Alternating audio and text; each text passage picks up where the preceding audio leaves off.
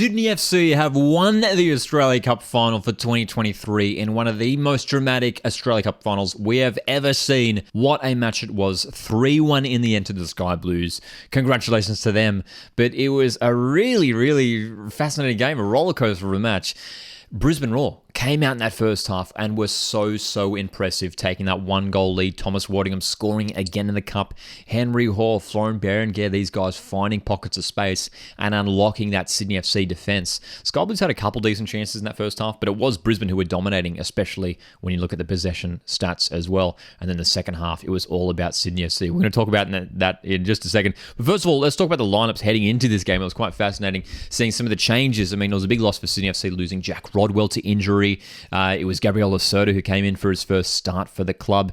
A decent team here for Sydney FC. Patrick Wood starting once again, and Joe Lolly, and Robert Mack, who have been impressive in this cup run so far as well. For Brisbane Roar as well, a strong side for them. Berenguer starting, Thomas Waddingham. The main loss for them was Nokalo Armiento, who I think they did miss. He provides something different.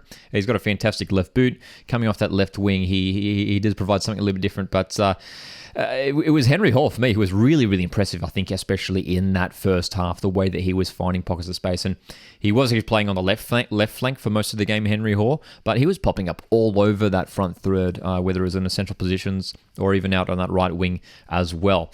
But the way Sydney FC came back in that second half was really, really fascinating. And, the changes of Max Burgess and it was Keely Adamson who came on as well at the break really turned the tide for the Sky Blues.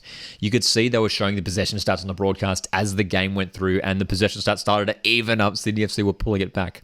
And it was when Fabio Gomez came on, when it all turned around. The penalty really swung the momentum. For me, it was a penalty. For me, that was a penalty. You could argue whether the arms were close into the body for Henry Hall, but I think when the arms were up above the shoulders, close to the head, I think it has to be a penalty. I don't have any issue with the decision there.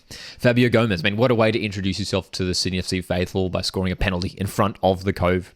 And then the job wasn't done there. 5 minutes later, Robert Mack scoring from close range off a Joe Lolly cross, which was absolutely perfect. And Joe Lolly, went on to win the award for the best player in this match, and he absolutely deserves it. I mean, that assist was fantastic to set it up for Robert Mack. And I'm really excited about that front three now for Sydney FC. You look at Lolly off the right, Mack off the left, and someone like Fabio Gomez, who would probably be expecting to be starting come round one in the A-League, playing through the middle. And the reason why I like Fabio Gomez is that he offers something a bit different. The star striker for Sydney FC for the last few seasons has been Adam Lafondra. Lafondra's not the tall striker. Fabio Gomez, 6'4", now, he adds another dimension to the Sydney FC attack with his height. Sydney FC can now utilise that route, can go long, can bring, Fabio Gomez into the game by getting him to win it in the air, bring it down for the likes of Mack and Lolly to create from there. And we saw glimpses of that in that second half. And, even that third goal, Fabio Gomez again. What an impact, though, to your first game in front of, Sydney FC fans, and you score 2 goals in a cup final. Absolutely massive, just incredible. And look, credit to Sydney FC, who, despite having quite a poor first half, they weren't terrible, but Brisbane was certainly on top. To come back like that, to turn things around, was just incredible. Look, I wonder whether the result might have been different if this game was played at, a Suncorp stadium, maybe. But still, take nothing away from Sydney FC and the performance from tonight. And I think a lot of people will be talking about Sydney FC for this upcoming A-League season and as a team to really watch, to challenge, not just in the top 6 as they have done, as they did do last year, but challenge towards the top of the table. I think they're a team who we could seriously see maybe even jumping into that top 2. We shouldn't forget, they were in the semi-finals last year, Sydney FC. They were only a game away from making the grand final itself. But of course, were knocked out against Melbourne City. But Sydney FC could really have a massive season this year. Steve Corica still in charge, and with the likes of Fabio Gomez joining the club, Gabriel Lacerda was solid at the back as well. Another new Brazilian signing. Excited to see how Sydney go this year. But we should talk about Brisbane Roar too, because they did have positives to take out of this game. That first half was impressive. The concern for Brisbane Roar was when, Ross Aloisi did bring off Thomas Waddingham pretty early on in the game. Not sure whether he was carrying an injury, but he was brought off. Their goal scorer was brought off. They bring on a defensive midfielder in Tarish Gamulka and play Florian Berenguer as basically the furthest man forward, who isn't a natural striker at all.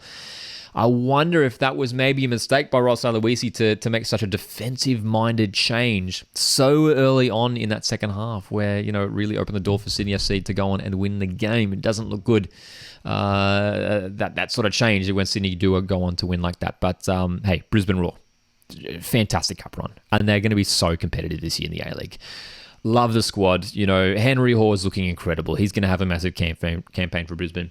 Jay O'Shea, Coletti, Berenguer. It's that midfield especially that really excites me for Brisbane. Shout out as well to Scott Neville, who had a brilliant game. He actually made some crucial blocks throughout the match before they ended up going down 3-1 in the end. But Brisbane Roar, I think a lot of people, calling them to finish top 6, and I think they could well be in there. They could well be in there. They'll definitely be competing.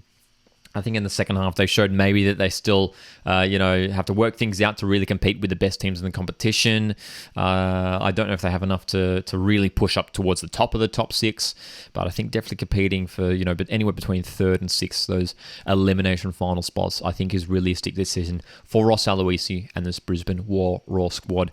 What were your thoughts on this match? Such a fascinating game of football. A game of 2 halves, that's for sure. Brisbane dominating the first, Sydney coming back strong in the second. Guys, thanks so much for tuning in. My name's Lockie. This is Coast Watch Football, and I'll see you guys in the next one. Cheers.